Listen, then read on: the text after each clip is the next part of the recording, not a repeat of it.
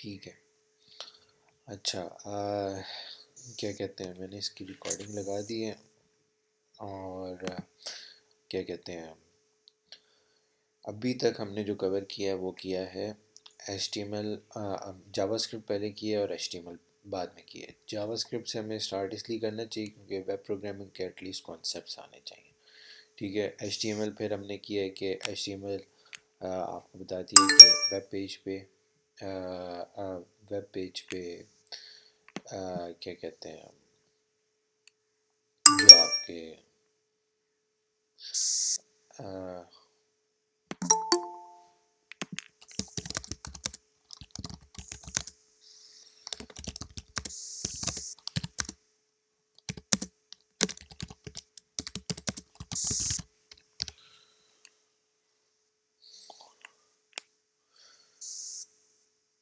अच्छा, आज क्या कहते हैं,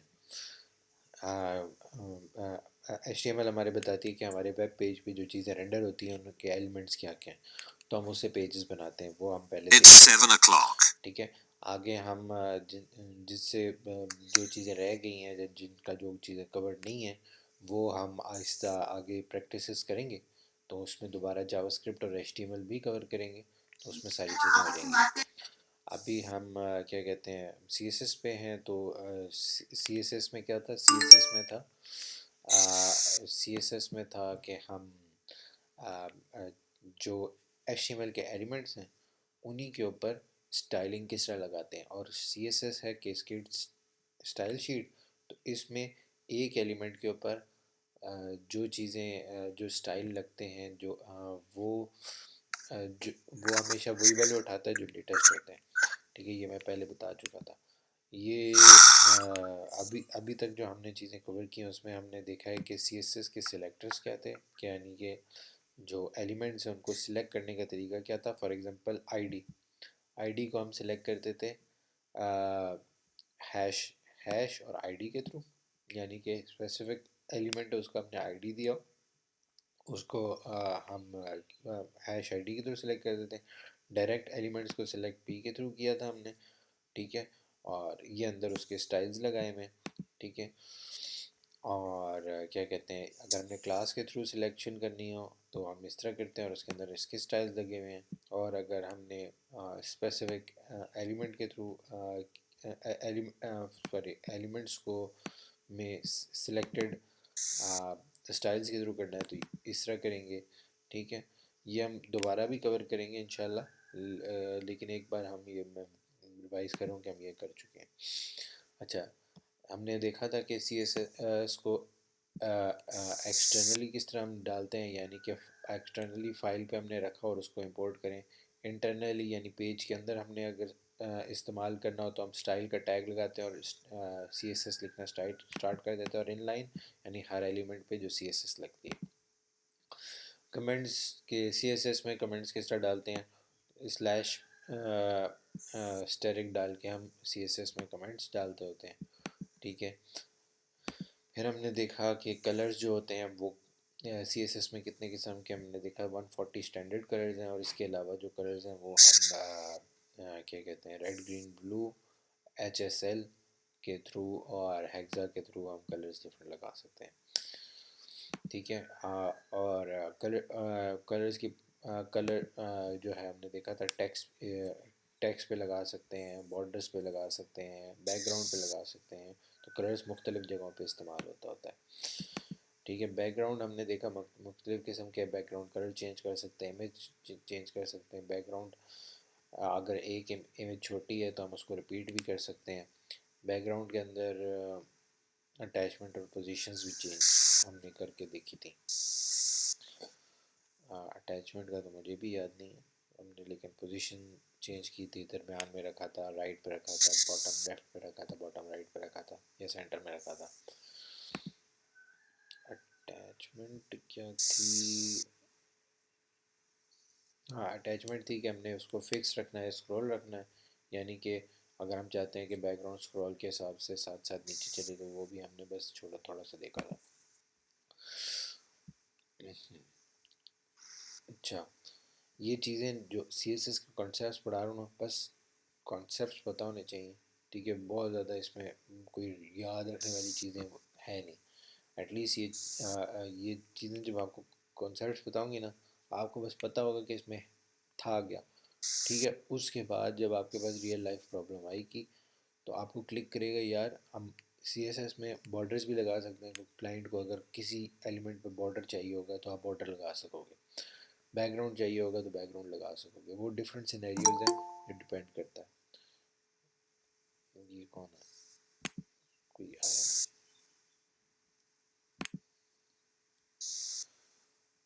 अस्सलाम वालेकुम। क्या है? अच्छा, अरीबा आप आ जाइए तो मैं आपको थोड़ा सा ओवरव्यू दे दूँ। आपको आवाज़ आ रही है? हेलो म्यूट क्या हुआ? हेलो। उनका माइक का मसला है जरा। अच्छा चलो, उनको मैं थोड़ा सा उनको अगर सुनाई तो दे रहा होगा ना कहाँ? ठीक है। अच्छा, मैं उनको थोड़ा सा बता दूं। अरीबा, जी हम लोग क्या कहते हैं, जावास्क्रिप्ट जो वेब प्रोग्रामिंग में हम लोग तीन चीज़ें पहले कवर करते हैं, HTML, जावास्क्रिप्ट और CSS। हमने स्टार्ट जावास्क्रिप्ट से किया था ताकि लड़कों को थोड़े प्रोग्रामिंग के कॉन्सेप्ट्स आ जाए, ठीक है।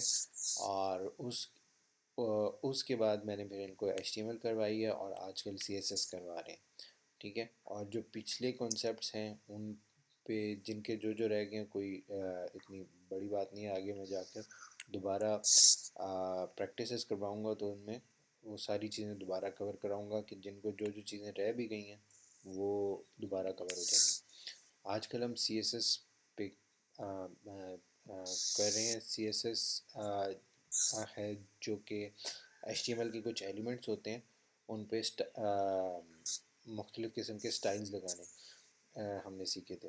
तो पहले मैंने इनको करवाया था कलर्स के बारे में, बैकग्राउंड्स के बारे में। तो आगे मैं इनको करवाऊँगा। आप जो भी लोग अभी नए आ रहे हैं और आप तो वो अभी सिर्फ यहाँ पर देखते रहें, ठीक है। और चीज़ों के कॉन्सेप्ट्स लेते रहें। किसी को कुछ ना समझ आए वो मुझसे क्वेश्चंस कर सकता है। और लेकिन जिनका पीछे जो रह गया वो टेंशन नहीं है, मैं दोबारा प्रैक्टिस में सब रिकवर करवा दूँगा, ठीक हो गया। अच्छा, मैं बता रहा था कि फिर हमने कलर्स के बाद, बैकग्राउंड्स के बाद बॉर्डर्स को देखा। बॉर्डर्स के अंदर हमने देखा कि CSS में बॉर्डर्स किस तरह लगाने हैं, ठीक है। हमने देखा कि बॉर्डर्स के अंदर हम डिफरेंट डॉटेड, डैश, सॉलिड और इस तरह के मुख्तलिफ़ किस्म के बॉर्डर्स हम लगा सकते हैं एलिमेंट्स के ऊपर, ठीक है।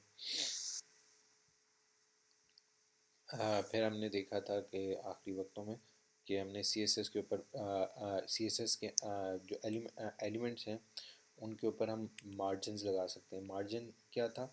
मार्जिन था कि कोई भी एलिमेंट हो उसके बाहर कितनी जगह आपने छोड़नी है, ठीक है। तो वो मार्जिन्स में आता है, ठीक है। फॉर एग्जांपल ये एलिमेंट है, इसके लेफ़्ट साइड पे, राइट साइड पे, टॉप पे और बॉटम पे 70 पिक्सल्स का मार्जिन रखा हुआ है। तो ये मार्जिन से हम कर सकते हैं। और मार्जिन के अंदर हमें पता था हम टॉप मार्जिन भी लगा सकते हैं, राइट, बॉटम और लेफ़्ट भी लगा सकते हैं, लेकिन अगर सिर्फ मार्जिन लिखेंगे तो चारों साइडों पे लगेगा, ठीक है। और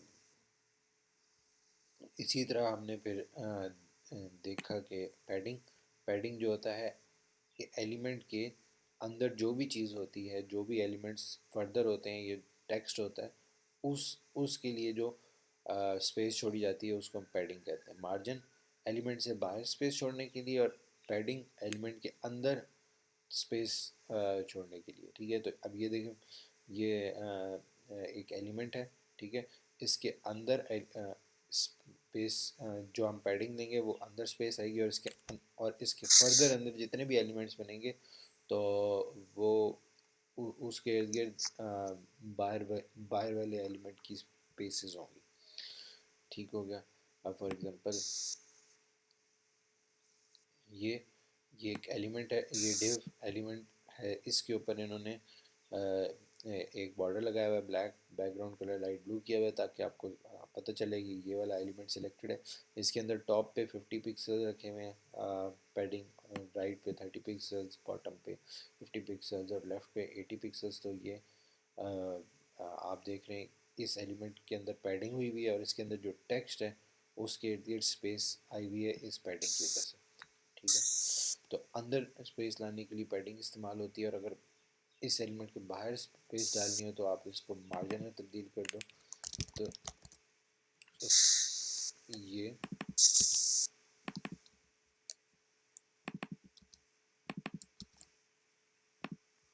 ये ये बाहर, अब बाहर अब स्पेस आ गई है। ठीक है, अब वो एलिमेंट उसी क्या कहते हैं, अंदर अंदर कोई स्पेस नहीं रही, उसके अंदर जो टेक्स्ट है वो बिल्कुल साथ उसके अटैच्ड है, लेकिन अब जो स्पेस है वो बाहर आ गई है। पैडिंग और मार्जिन में फ़र्क क्या कि पैडिंग एलिमेंट के अंदर स्पेस डालता है और उसके अंदर फर्दर जितने एलिमेंट्स होंगे उसके इर्द गिर्द वो स्पेस रहेगी।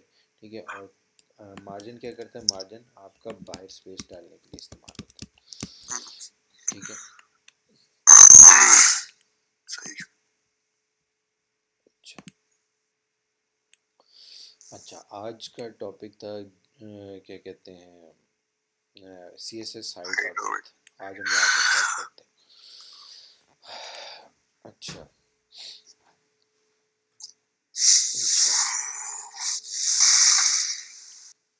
अच्छा, आज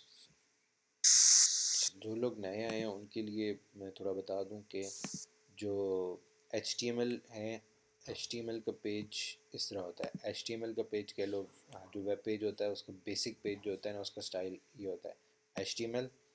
ठीक है, का पूरा टैग होता है। ठीक है, फिर उसके अंदर हम डालते हैं, एक होता है हेडिंग, एक होता है बॉडी। ठीक है, इसको स्पेसेस दे सकते हैं, हाँ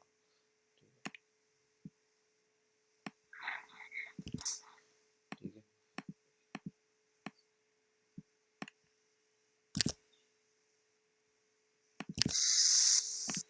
ठीक है, सबसे पहले हम डालते हैं HTML का टैग, और HTML का टैग ख़त्म करना होता है। ठीक है, फिर हम डालते हैं हेडर, हेडिंग, हेड और बॉडी। हेड जो होता है वो फ्रंट एंड पे नज़र नहीं आता, जो बॉडी के अंदर चीज़ें जितनी भी होती हैं वो नज़र आती हैं।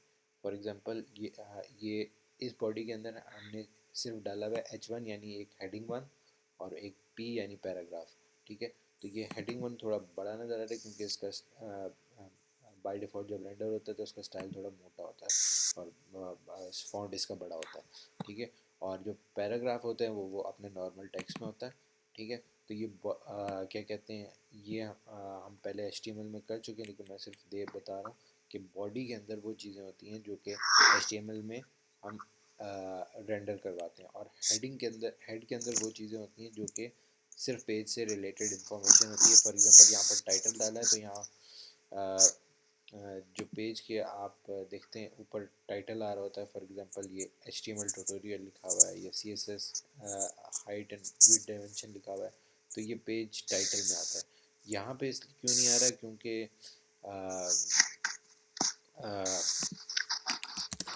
क्योंकि ये एक सिमुलेटर है, इसके अंदर आपको नज़र नहीं आएगा। एक एग्जांपल हमारे पास पहले पड़ी है, उससे आपको बता सकता हूँ। ठीक है, ये इसका मैं कोड खोलता हूँ।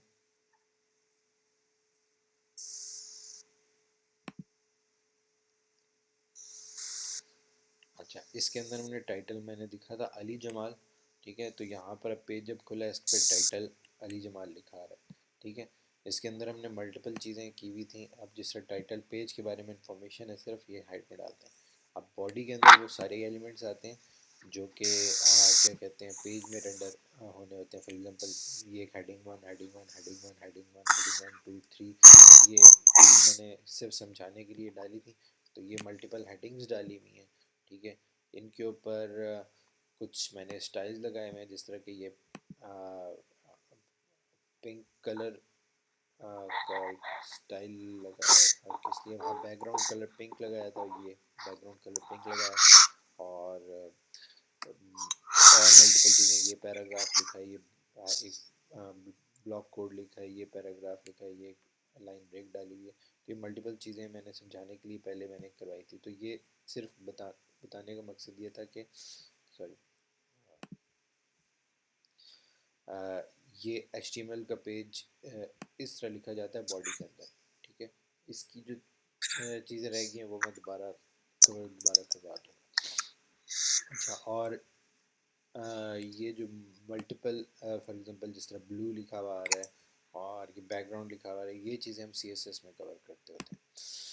तो जो मैं पीछे थोड़ा बहुत बता चुका हूँ, आज मैंने बताना है कि CSS के हाइट और विड्थ क्या है चीज़ों के। ठीक हो गया। अच्छा, अब जिस तरह हाइट और विड्थ इसका नाम है, हम जितने भी एलिमेंट्स हैं उनकी विड्थ और हाइट जो है अपने मर्ज़ी के मुताबिक सेट कर सकते हैं। फॉर एग्ज़ाम्पल अब इन्होंने जिस तरह दिया हुआ है हाइट के 20 पिक्सल्स इस डिव के लिए, ठीक है। ये एक डिव बनाई है, खाली डिव है, ठीक है। अगर हम इसको ऐसे ही रखते तो आपको पता भी नहीं चलता कि यहाँ डिव है कि नहीं, क्योंकि डिव खाली हो तो उसके अंदर कुछ नज़र नहीं आएगा, ठीक है। तो इन्होंने क्या किया कि एक डिव बनाई है, उसकी बाय इन्होंने स्टार्टिंग में 20 पिक्सल्स हाइट रख दी है, ठीक है। तो 20 पिक्सल्स की हाइट आ गई और विड्थ इन्होंने 50% रख दिया। 50% का मतलब कि पेज का जितना भी साइज़ होगा उसके 50% पे वो डिव फैलेगी, ठीक है। अगर आप 70% रखोगे तो 70% तक फैल जाएगी, ठीक है। तो ये उन्होंने एक विड्थ रखी हुई है उसकी डिव की, और बैकग्राउंड कलर थोड़ा सा पाउडर ब्लू रखा हुआ है ताकि वो डिव नज़र आए, ठीक है। तो ये इसकी हाइट रखी है, ये उसकी विड्थ रखी हुई है। ये एक एग्जांपल थी कि क्या कहते हैं विड्थ हाइट कैसे करनी है। आगे हम देखते हैं कि कितने मुख्तलिफ किस्म है जिसमें हम विड्थ और हाइट सेट कर सकते हैं। अच्छा,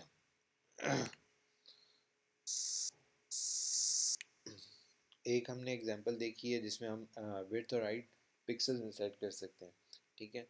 तो जब हम पिक्सल में सेट करेंगे तो जितने जो रेजोल्यूशन जिसने भी सिलेक्ट किए तो उस रेजोल्यूशन के हिसाब से उतने पिक्सल स्क्रीन पे इस्तेमाल करने लगेगा वो एलिमेंट, ठीक है। अब इन्होंने 200 पिक्सल रखा है तो वो 200 पिक्सल्स की हाइट में वो अपनी जगह लेने लगेगा एलिमेंट, ठीक है। अभी इधर डिव है तो वो डिव लेने लगेगा। अब इन्होंने इस एग्जांपल में फिक्स्ड 100 पिक्सल रखे हैं और फिक्स्ड 500 पिक्सल्स विड्थ रखी है, ठीक है। तो इस पेज के बड़े या छोटे होने से इस पर कोई इफेक्ट नहीं पड़ेगा। ये हमेशा उसमें 100 पिक्सल्स हाइट लेगा और 100 पिक्सल्स विड्थ लेगा, ठीक है। जितने भी डिवाइसेस होंगे हर डिवाइस पे लेगा।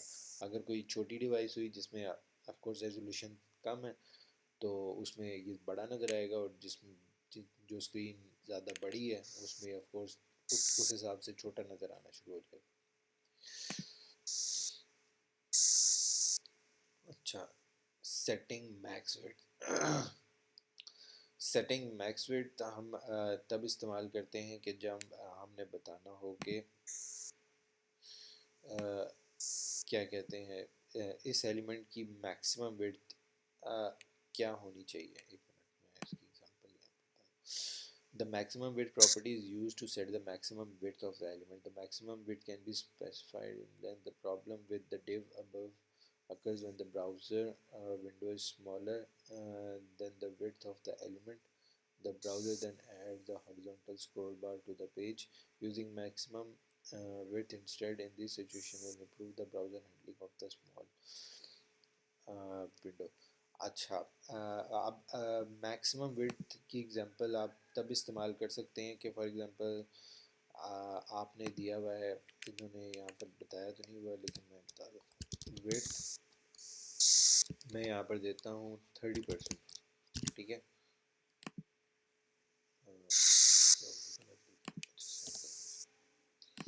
ठीक है।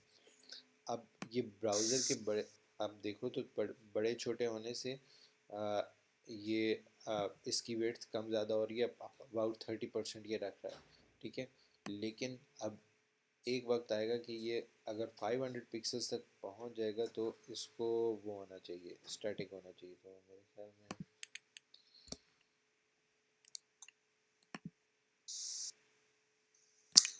हाँ, ये देखें, मैंने अब इसका 50% वो कर दिया। अब ये देखो मैं बिल्कुल छोटा कर रहा हूँ, इसका साइज़ अभी भी 30% तक हो रहा है, लेकिन मैक्स फिट लगाने से जैसे ही इसका साइज़ 50 पिक्सल्स तक पहुँचता है तो ये इसको फिक्स कर देगा।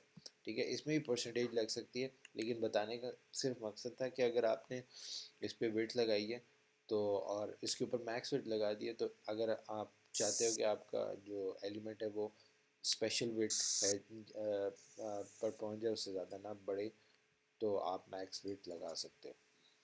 ठीक है, तो मैक्स विड्थ आप या मैक्स हाइट आप लगा सकते हो उन पे जब आप चाहते हो कि स्पेशल विड्थ आए, उससे ज़्यादा वो चीज़ बड़ा या छोटा ना हो, तो आप मैक्स विड्थ या मैक्स हाइट लगाओ तो उससे ये हो जाएगा।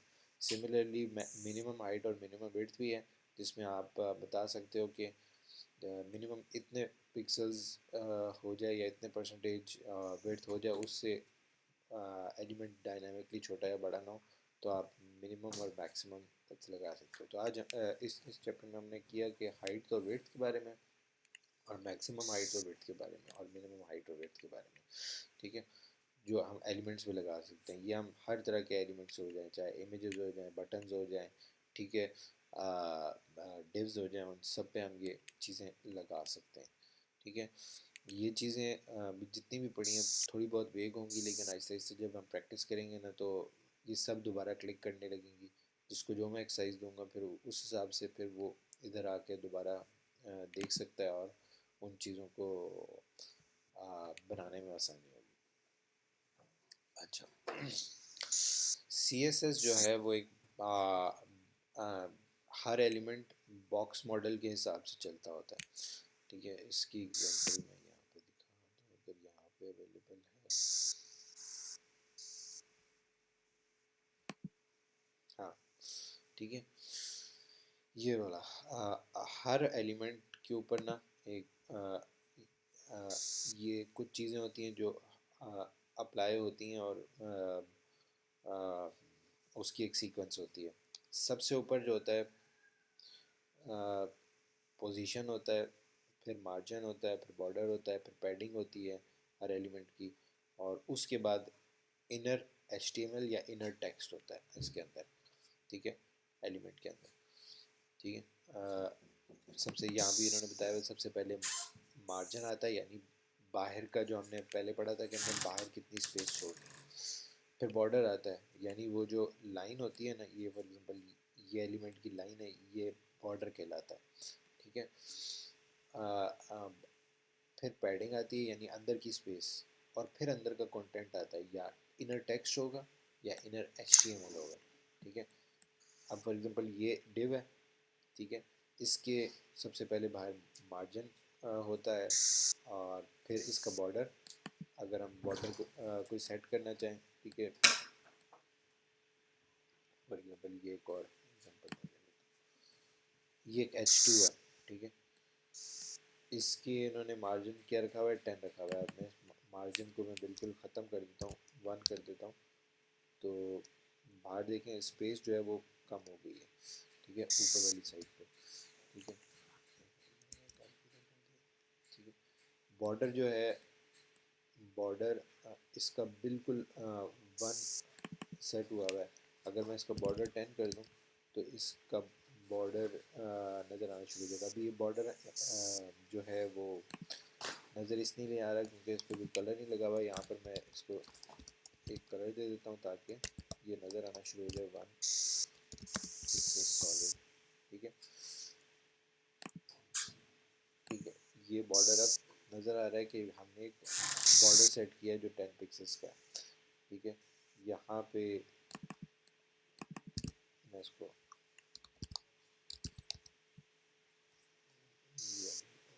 ये इधर से सही समझ नहीं आएगा। बार हर एलिमेंट के मैं बता दूँ, एक मार्जिन होता है जो कि बाहर की स्पेस होती है, बॉर्डर होता है जिस पे आप उसको कलर दो बॉर्डर को तो वो नज़र आने लगती है, कलर नहीं दोगे तो वो नज़र नहीं आएगी।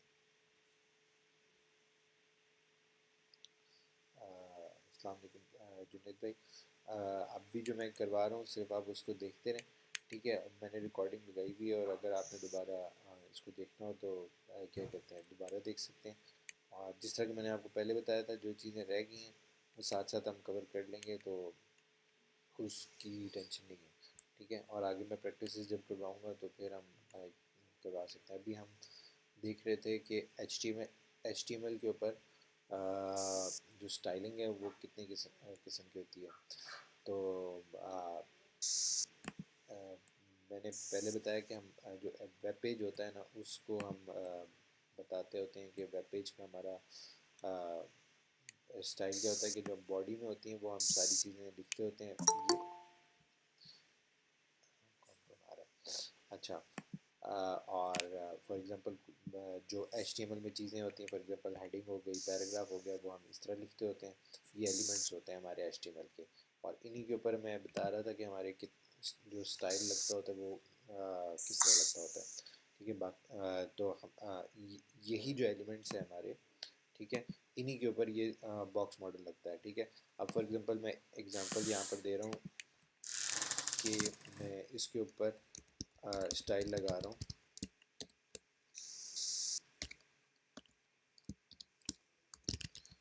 मार्जिन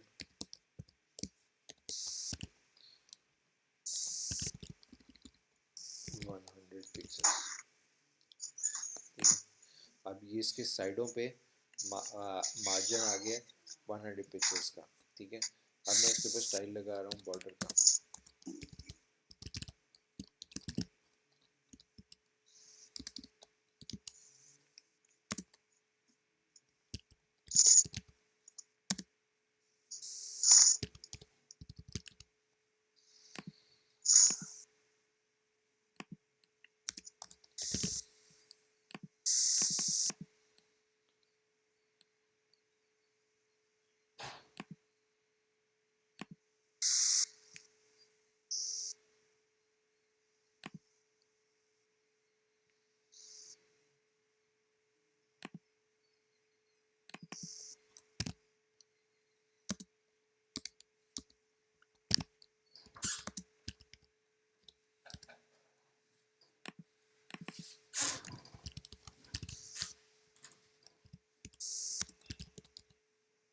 ठीक है। ये मैंने 1 पिक्सल सॉलिड लगा दिया इस पे, तो ये इसके ऊपर बॉर्डर लग रहा है, ठीक है। ये मैंने 10 पिक्सल लगाया, ये 10 पिक्सल लगा। फिर मैं इस पे लगा रहा हूँ पैडिंग का, ठीक है। अब क्या हुआ कि अब इसके अंदर 50 पिक्सल्स नहीं सॉरी 5 पिक्सल्स मैंने पैडिंग दी है। अब मैं इसको 50 कर देता हूँ तो इसके अंदर जो स्पेस छोड़ी है ना इस एलिमेंट की वो 50 पिक्सल्स है, ठीक है। तो मार्जिन बाहर की तरफ, बॉर्डर उस एलिमेंट के ऊपर लगता है, पैडिंग उसके अंदर एक स्पेस रखने के लिए, और फिर आता है उसके अंदर कंटेंट, ठीक है। तो यहाँ पर अगर देखें तो एट द एंड बीच में इसका कंटेंट आता है। और मैंने पहले बताया हुआ है कि हमारा जो भी एलिमेंट होता है उसके अंदर एक और एलिमेंट भी आ सकता है। फॉर एग्जांपल यहाँ तो सिर्फ एक सिंपल टेक्स्ट लिखा है तो ये इनर टेक्स्ट है, और अगर हमने कोई एलिमेंट डालना हो इस हेडिंग के अंदर फर्दर हम और चीज़ें डाल सकते हैं। फॉर एग्जांपल यहाँ मैं एक और पैराग्राफ डालता हूँ और इसमें मैं लिखता हूँ, ठीक है। तो इस हेडिंग के अंदर एक और पैराग्राफ डाल गया, ठीक है, जिसके नाम मैंने सलाम दिए, ठीक है। तो ऑफ कोर्स हेडिंग की जो स्टाइल्स हैं वो इस पर अप्लाई होती हैं, तो इसीलिए ये पैराग्राफ होने के बावजूद भी मोटा नज़र आ रहा है, और ये पैराग्राफ थोड़ा अपने नॉर्मल स्टाइल में। तो क्या कहते हैं जो इनर एलिमेंट्स हैं वो अपने पेरेंट्स के स्टाइल्स को इनहेरिट करते होते हैं, ठीक है। तो ये बताने का मकसद था कि जो सी एस एस के हर एलिमेंट है वो उसका बॉक्स मॉडल क्या होता है, सबसे ऊपर मार्जिन होता है जो हमने मार्जिन कवर किया, बॉर्डर होता है यानी कि आपने उसके ऊपर कोई बॉर्डर का स्टाइल लगाना है, यानी कि उसको अगर आप जितने पिक्सल्स दिखाएंगे तो वो नज़र आएगा, अगर नहीं दिखाएंगे तो फिर बॉर्डर नहीं आता। अब इन सब पे होता बॉर्डर है, ये जितने भी एलिमेंट्स हैं, लेकिन इन पे नज़र नहीं आ रहा क्योंकि इन पे बॉर्डर लगा नहीं हुआ। पैडिंग होती है कि आपने उसके अंदर की स्पेस कितनी छोड़नी है और अंदर का कंटेंट फिर अंदर के एलिमेंट्स या फिर अंदर का इनर HTML इनर टेक्स्ट हो गया। ठीक है, ये इन्होंने एक एग्जांपल दी हुई है, ये वाली डिव है। ठीक है, इसके ऊपर इन्होंने दिखाने के लिए सिर्फ बैकग्राउंड कलर लाइट ग्रे लगाया हुआ है, फिर विड्थ दी हुई है 300 पिक्सल्स की, फिर इन्होंने बॉर्डर दिया है 15 पिक्सल्स का सॉलिड ग्रीन, ये सॉलिड ग्रीन बॉर्डर आ गया। पैडिंग इन्होंने अंदर की तरफ 50 पिक्सल्स दी हुई है, तो अंदर जो जितना कंटेंट है वो उससे पहले थोड़ी सी पैडिंग है, यानी कि स्पेस है। मार्जिन 20 पिक्सल्स है, तो बाहर देखें 20 पिक्सल्स का ये मार्जिन नज़र आ रहा है। ठीक है, तो ये आपका हो गया एक एग्जांपल जो इन्होंने बॉक्स मॉडल की बताई हुई थी। ठीक है, और फिर अंदर कंटेंट है, चला गया।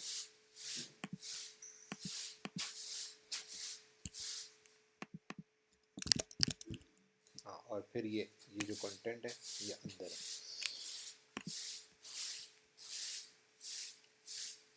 In order to set the width height of an element correctly in all browsers, you need to know how the box model works. ठीक है, important. When you set the width and height of properties of CSS, you just set the width and height to be able to calculate the full. You also need to. अच्छा,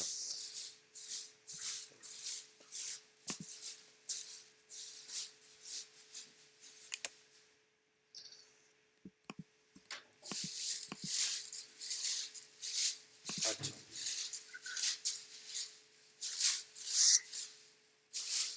अच्छा, जब भी हम width और height set करते हैं किसी भी चीज़ की, ठीक है, तो वो हमेशा सिर्फ अंदर का जो कंटेंट होता है ना उस पर अप्लाई होती है।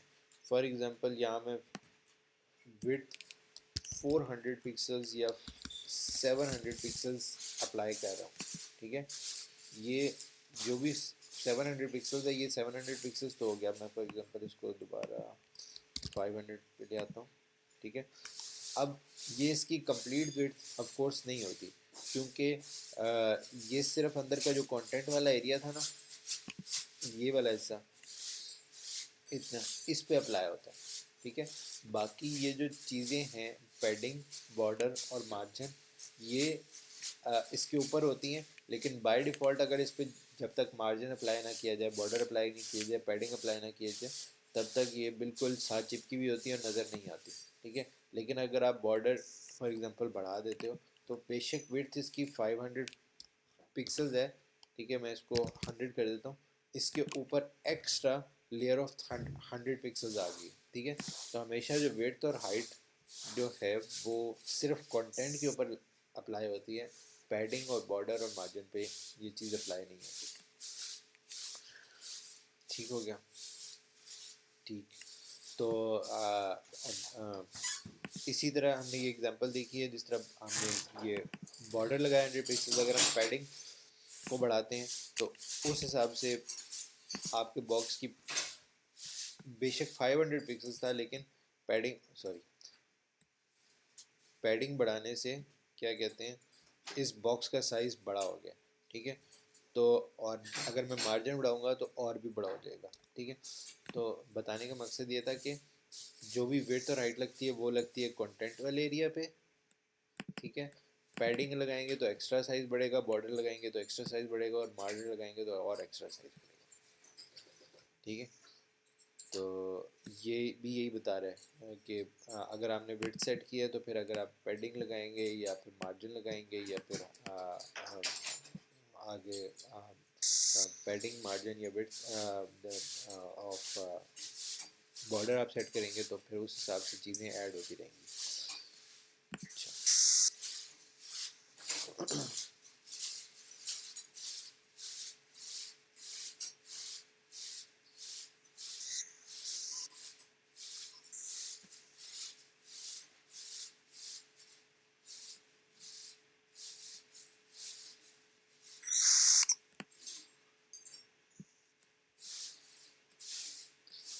अच्छा, बॉर्डर एक होता है बॉर्डर जो कि लगता है क्या कहते हैं मार्जिन और पैडिंग के दरमियान, ठीक है। एक होता है आउटलाइन, ये बिल्कुल ही क्या कहते हैं मार्जिन से भी बाहर लगता होता है, कि अगर आपको किसी वजह से मार्जिन से भी बाहर आपने किसी किस्म का बॉर्डर देना है तो आप उसको आउटलाइन की तरह दे सकते हैं। ये बिल्कुल मार्जिन की तरह काम करता है, लेकिन ये आपके जो मार्जिन से भी बाहर वाला एरिया है ना, उसके ऊपर अगर आप कोई लाइन दिखाना चाहते हो किसी भी वजह से, तो आप दिखा सकते हो, CSS आपको अलाउ करता है, ठीक है। ये डिफरेंट कॉन्सेप्ट्स हैं। बेस्ट तरीका यही होता है कि आप मार्जिन इस्तेमाल करें, लेकिन एक्सेप्शनल केसेस में अगर आपको उससे भी बाहर लाइन चाहिए हो किसी किस्म की भी क्लाइंट की रिक्वायरमेंट के हिसाब से, तो आप वो आपको पता हो कि ये आप दे सकते हैं, ठीक है। तो इसको मैं फ़िलहाल स्किप करता हूँ, आउटलाइन पे मेरी इतनी खास ज़रूरत नहीं। अच्छा अच्छा, CSS के जितने भी कॉन्सेप्ट्स हैं वो सारे मतलब इतने कोई ख़ास कॉन्सेप्ट्स नहीं हैं, ये चीज़ें बस पता होनी चाहिए, इसलिए मैं चीज़ें गुजार रहा हूँ, ठीक है।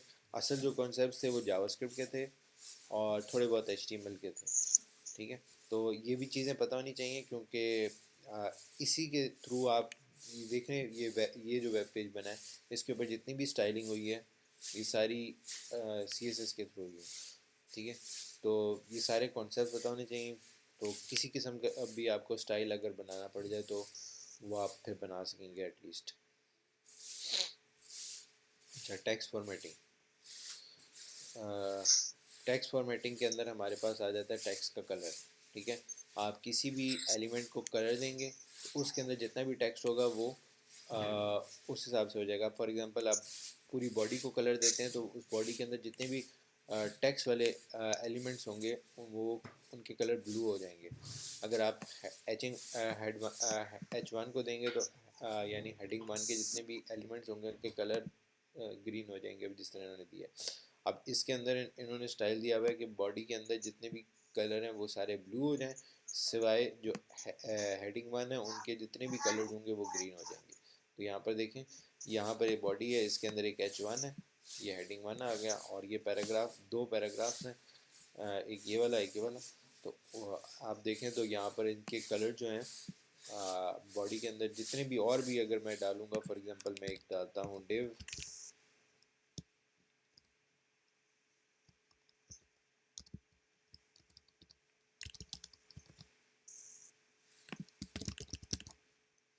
ठीक है। जितने भी एलिमेंट्स होंगे उन सब पे ये क्योंकि हम पूरी बॉडी पे अप्लाई कर रहे हैं तो इसके अंदर जितने भी चाइल्ड होंगे वो अपने पेरेंट का स्टाइल इनहेरिट करना शुरू कर देंगे, ठीक है। तो ये बाय इनहेरिटेंस ये अपने पेरेंट का जो स्टाइल है वो कलर अडॉप्ट कर रहे हैं, ठीक है। अब यहाँ पर हमने H1 को बाय स्पेसिफिकली बताया हुआ है कि इसका कलर ग्रीन होना चाहिए, तो बॉडी में जितने भी H1 होंगे, ठीक है, उनके ऊपर ये वाला कलर अप्लाई होना शुरू हो जाएगा जो आपने H1 पे लगाया, ठीक है। तो ये कलर क्या करता है, कलर बॉडी में जितने भी टेक्सचुअल चीज़ें हैं, एलिमेंट्स हैं, उन पे ये अप्लाई अप्लाई करता है, उनके जितने भी इनर टेक्स्ट होते हैं एलिमेंट्स के, ठीक है। अच्छा, text colour and we define background colour and text colour properties.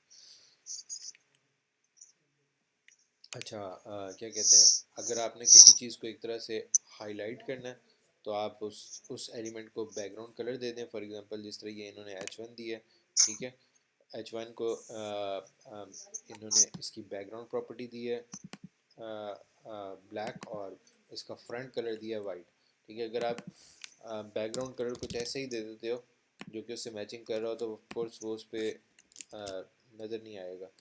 तो आपने हमेशा उसका अल्टरनेटिव कलर ढूंढना है, और क्या कहते हैं, अगर आप बैकग्राउंड कोई कलर सेट करें तो हमेशा बिल्कुल उसके ऑपोजिट कलर देखकर उसको सिलेक्ट कीजिए। अच्छा, टेक्स्ट की अलाइनमेंट कितनी किस्म की है? टेक्स्ट की अलाइनमेंट 3 किस्म की है। टेक्स्ट लेफ्ट अलाइन हो सकता है, राइट अलाइन हो सकता है, सेंटर अलाइन हो सकता है, ठीक है। तो आप डिफरेंट एलिमेंट्स पे टेक्स्ट सेंटर अलाइन लगा सकते हैं, टेक्स्ट लाइन सेंटर लगा सकते हैं, टेक्स्ट लाइन लेफ्ट लगा सकते हैं, टेक्स्ट लाइन राइट लगा सकते हैं,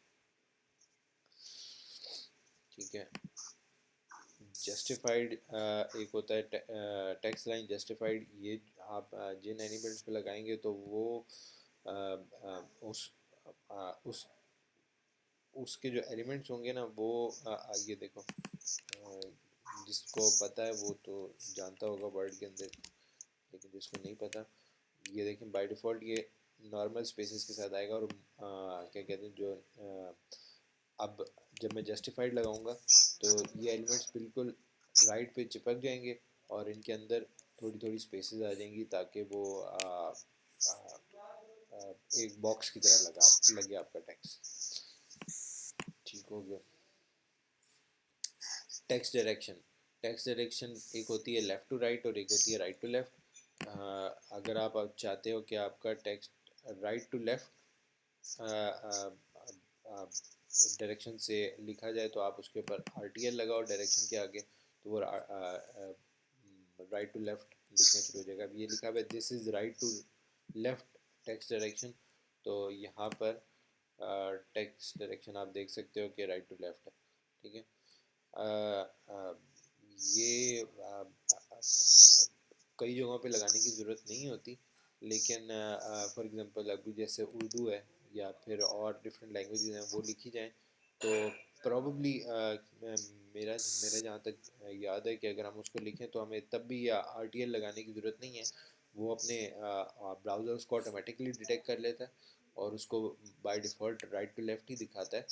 लेकिन ये एक फ़ीचर अवेलेबल है कि अगर फिर भी किसी को डायरेक्शन चेंज करना है टेक्स्ट को, तो आप डायरेक्शन लगा के RTL लगा के उसको डायरेक्शन चेंज कर सकते हो।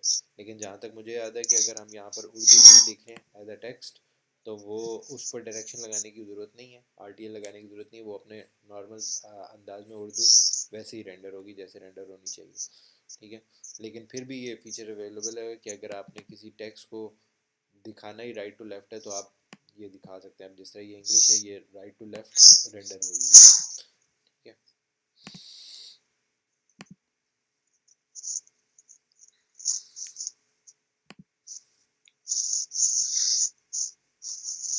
ठीक है। इसी तरह हमारे पास वर्टिकल अलाइनमेंट भी अवेलेबल है।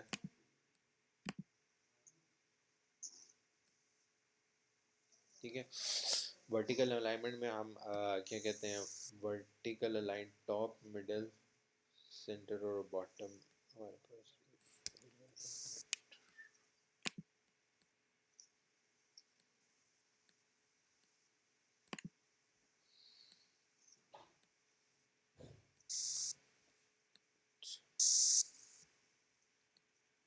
अच्छा, यहाँ पे अगर आप देखें यहाँ पे इन्होंने लगाया हुआ है एक पैराग्राफ, उसके अंदर लगाया हुआ है एक इमेज। ठीक है। ये पैराग्राफ है और इसके अंदर ये इमेज लगाया हुआ है। ठीक है। अब इस इमेज के अंदर इन्होंने एक सब पे पहले इमेज पे कोई क्लास नहीं लगाई हुई, दूसरे इमेज पे टॉप की क्लास लगाई है, तीसरे पे मिडल की लगाई हुई है और चौथे पे बॉटम। और इसके अंदर टॉप पे क्या कर रहे हैं, टॉप पे वर्टिकल लाइन टॉप लगाया हुआ है, मिडल पे मिडल लगाया हुआ है, ये टॉप वाला है, ये मिडल है और ये बॉटम है। ठीक है। अगर आप देखें तो जिसपे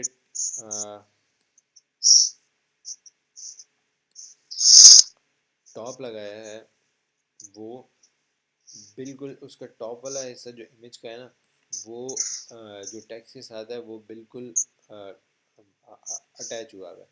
जिसके साथ मिडल लगा हुआ है फिर वो इमेज या वो एलिमेंट जो भी सिलेक्टेड है वो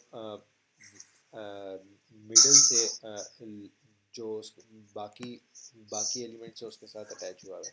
और अगर आप बॉटम लगाते हैं तो बॉटम वाला हिस्सा फिर क्या कहते हैं बाकी जो बाहर के एलिमेंट्स हैं उनके साथ अटैच हुआ हुआ है। तो वर्टिकल अलाइन क्या करता है, वर्टिकल आपकी अटैचमेंट जिस हिसाब से फॉर एग्जांपल आप टॉप कर रहे हैं तो टॉप टॉप कर रहा है, और अगर आप मिडल कर रहे हैं तो वो मिडल में अलाइन हो जाएगा, और अगर आप बॉटम कर रहे हैं तो बाय डिफ़ॉल्ट जो सारे हैं वो बॉटम से ही चलते हैं। तो अगर इस वाले एलिमेंट को देखें इस पर कुछ भी नहीं लगा हुआ, तो बाय डिफ़ॉल्ट बॉटम के साथ अटैच्ड है, तो वर्टिकली अलाइनमेंट फिर बॉटम के साथ ये चलेगी। तो ये एक छोटी सी एग्जांपल थी वर्टिकल अलाइनमेंट। अच्छा, टेक्स्ट डेकोरेशन हमारे पास तीन किस्म की हमारे पास अवेलेबल है। अगर हम टेक्स्ट डेकोरेशन नहीं लगाते तो बाय डिफ़ॉल्ट टेक्स्ट नॉर्मल तरीके से नज़र आता है। अगर आप चाहते हैं कि टेक्स्ट के ऊपर ओवरलाइन आए तो आप टेक्स्ट डेकोरेशन ओवरलाइन डाल दें। टेक्स्ट डेकोरेशन लाइन थ्रू डाल देंगे तो उसके अंदर एक स्ट्राइक थ्रू आ जाएगी, और टेक्स्ट डेकोरेशन अंडरलाइन डाल देंगे तो वो एक अंडरलाइन आ जाएगी। ठीक हो गया।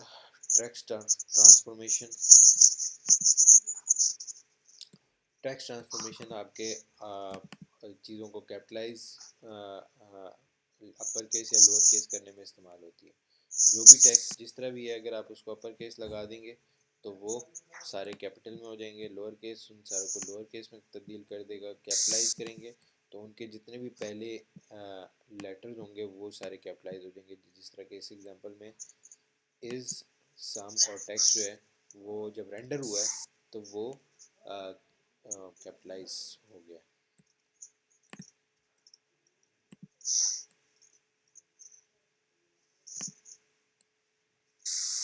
अच्छा,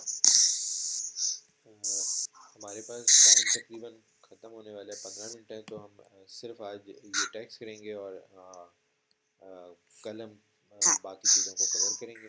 ठीक है, तो अभी ये टेक्स्ट स्पेसिंग और टेक्स्ट शेडो बस मैं पढ़ाता हूँ और उसके बाद फिर हम ख़त्म करते हैं और बाकी चीज़ें फिर इंशाल्लाह कल कवर करेंगे। अच्छा, टेक्स्ट स्पेसिंग में हमारे पास अगर हम इंडेंट डालना हो, ठीक है, क्योंकि यहाँ पे ऑफ कोर्स हमारे पास स्पेस भी डाल सकते हैं, ठीक है, लेकिन आप देखें स्पेस जो है वो रेंडर नहीं हुआ। ठीक है, तो इस तरह का अगर हम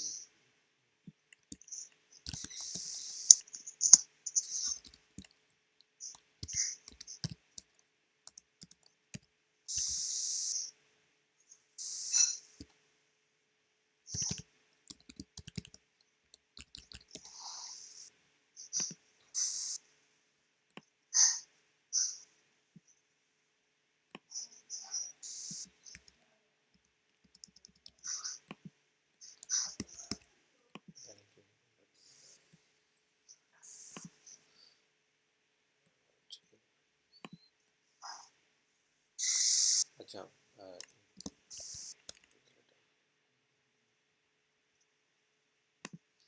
अच्छा, अगर हमने एक टेक्स्ट को हमने इंडेंटेड स्पेस डालनी है, ठीक है, तो हम उस पर टेक्स्ट इंडेंट डालेंगे और उसके पिक्सेल्स लिख देंगे तो वो उससे उस टेक्स्ट से पहले इंडेंटेड स्पेस डाल देगा।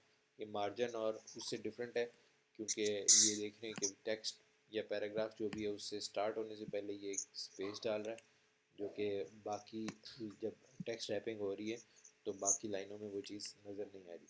तो ये इंटेंडेशन सिर्फ पैराग्राफ के पहले जो पहली लाइन है उस पर स्पेस डालने के लिए इस्तेमाल होती है। Text indent.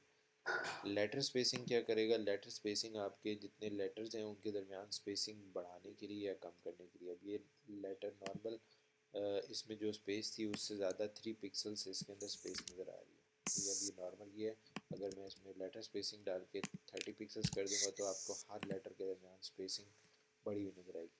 यहाँ पे -3 किया हुआ है तो यानी कि जो नॉर्मल है उससे भी कम है, तो चीज़ें घुसी घुसी एक दूसरे के अंदर नज़र आई हैं।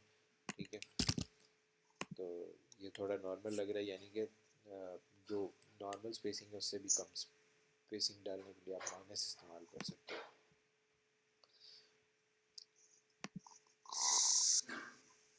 लाइन हाइट, जो आपकी नॉर्मल हाइट चल रही है उस लाइन से चीज़ों को ऊपर या नीचे करने के लिए लाइन हाइट का इस्तेमाल कर सकते हैं। फॉर एग्जांपल अभी ये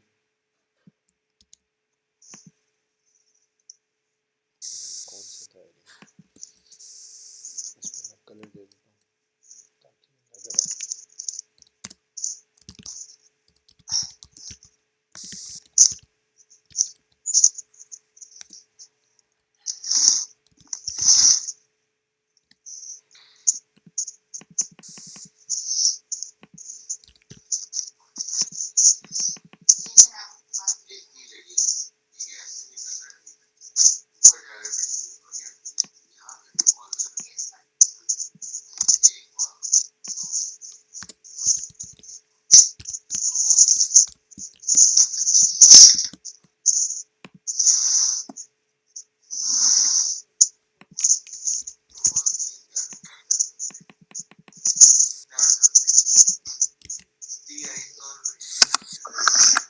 line height property is used to specify spaces between lines. अच्छा अच्छा,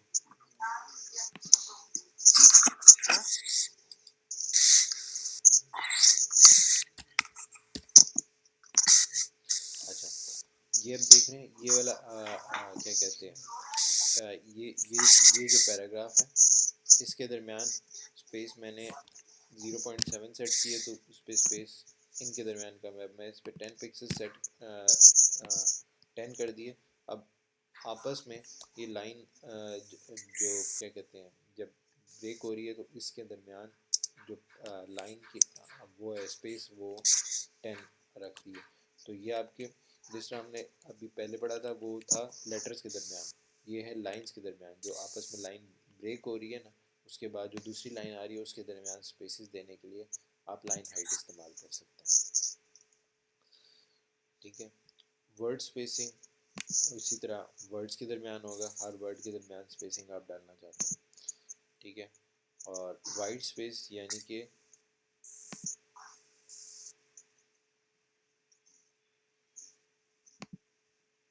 the white space, how white space inside an element is handled. The example demonstrate how to display invisible text wrapping inside an element. अच्छा अच्छा, by default हमारे पास text wrapping लगती है। White space सिर्फ आपका ये स्पेसेस के लिए इस्तेमाल होता है कि स्पेसेस के अंदर अगर आप चाहते हो कि बाय डिफ़ॉल्ट हर एलिमेंट जो है टेक्स्ट रैपिंग के साथ आता है। ठीक है, टेक्स्ट रैपिंग क्या होती है? टेक्स्ट रैपिंग का मतलब होता है कि जब टेक्स्ट बड़ा हो जाता है तो वो अगली लाइन में आना शुरू हो जाता है। ठीक है, ये टेक्स्ट बड़ा है, ये राइट साइड पे देखें तो ऑटोमेटिकली क्या हो रहा है कि जैसे ही मैं इसको छोटा करता जा रहा हूँ तो ये नेक्स्ट लाइन में आना शुरू हो जाता है। अगर आप चाहते हो कि इस पर टेक्स्ट रैपिंग ना लगे तो आप वाइट स्पेस नो रैप कर दो।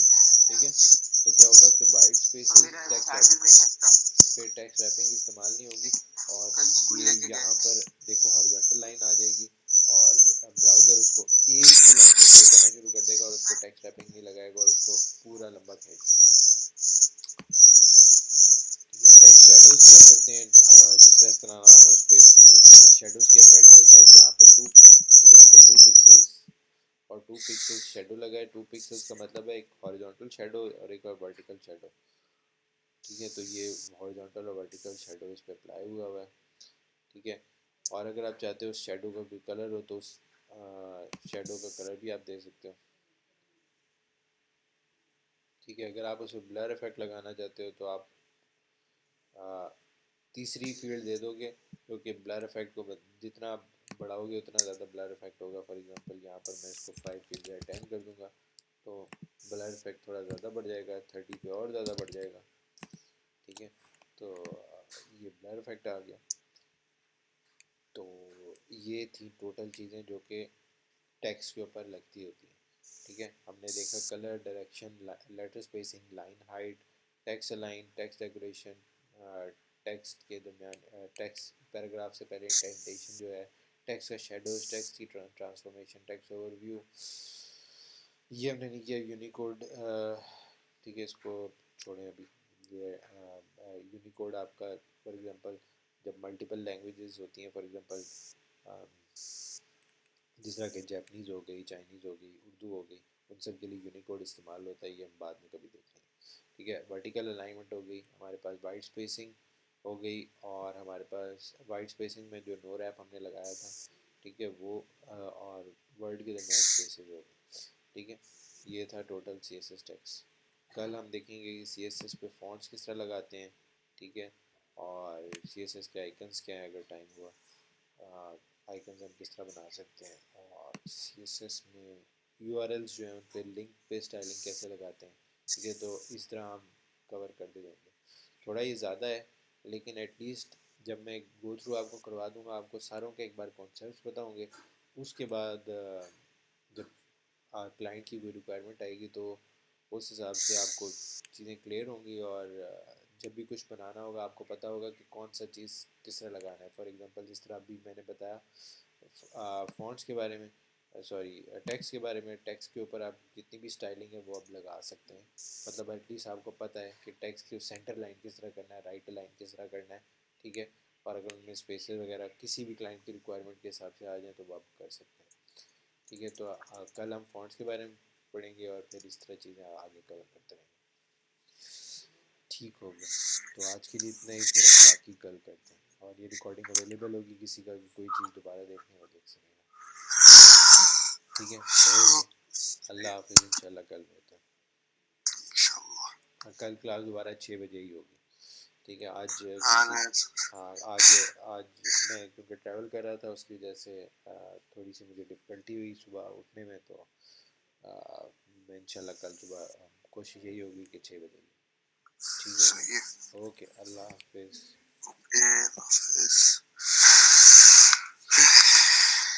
जिसके जो भी क्वेश्चन हो वो पूछ सकता है कभी भी, ठीक है, टेंशन की बात नहीं है।